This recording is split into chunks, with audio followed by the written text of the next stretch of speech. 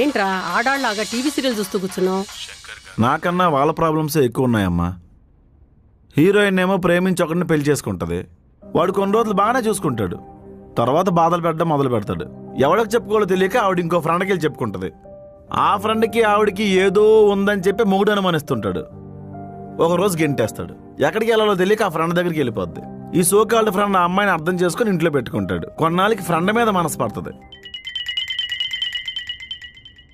అతను కూడా ప్రేమిస్తాడు, పెళ్లి చేసుకుంటారు. ఈవిడ కూడా ప్రెగ్నెంట్ అవుద్ది, పిల్లలు పుడతారు.